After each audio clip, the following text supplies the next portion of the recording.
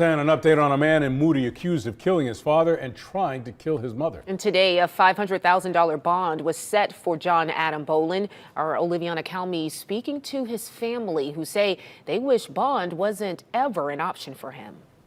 Family members of John Boland Jr. tell me since the judge set bond, they're afraid for their own lives, and they don't want to see him outside of jail, even with restrictions. The state's attorney's office requested no bond under Aniah's law, but the judge ruled that bond could be set.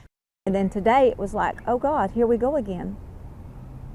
You know, who's next? Charged in the murder of his father, who's also named John Boland, and attempted murder of his mother. Tuesday, a St. Clair County judge set bond for John Boland Jr. at $500,000. You don't expect it, and you're just all this overwhelming fear and terror that it just comes about you. Under Aniah's law, a judge can deny bond for those accused of committing violent acts. Because Boland Jr. was initially subject to Aniah's law, his family assumed he'd be denied bond based on the charges. Aniah's law changed it so that you're no longer entitled to a bond if you're charged with murder or certain enumerated offenses.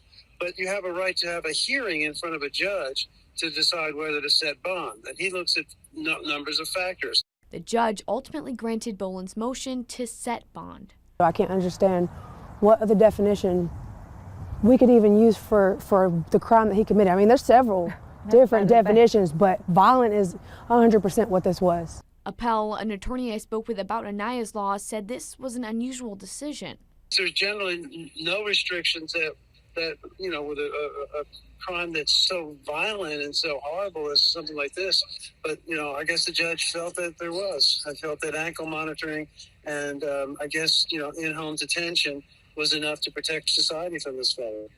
If Boland Jr. bonded out, he would be required to wear an ankle monitor, stay in Alabama, and have no contact with Connie, his mother. They know when they have left where they were supposed to be, but that doesn't change what they could do. Our lives will never be the same. Never. Ever.